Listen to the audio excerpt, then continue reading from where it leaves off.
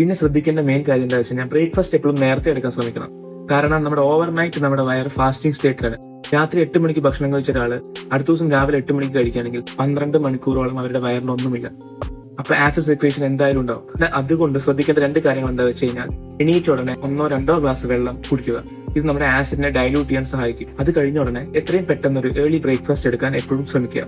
അപ്പോൾ to summarise, ഇടനേരങ്ങൾ ഭക്ഷണം കഴിക്കുക, ആസിഡ് സെക്രീഷൻ മാക്സിമം കുറയ്ക്കുക. അതിനുവേണ്ടി വെള്ളമോ മോരോ ആൽക്കലൈൻ ഭക്ഷണങ്ങൾ, തണുത്ത പാല്, മോര്, തൈര് അങ്ങനത്തെ സാധനങ്ങൾ എടുത്ത് നമ്മുടെ ആസിഡിനെ ന്യൂട്രലൈസ് ചെയ്യുക. ആൽക്കലൈൻ സാധനങ്ങൾ വെച്ച് ആസിഡിനെ ന്യൂട്രലൈസ് ചെയ്യുക. ഭക്ഷണത്തിന് മുന്നേ ആയിട്ട് ഒരു ഗ്ലാസ് വെള്ളം കുടിച്ച് ആസിഡിനെ ഡൈല്യൂട്ട് ചെയ്ത് 15 മിനിറ്റ് ശേഷം മാത്രം ഭക്ഷണം കഴിക്കുക.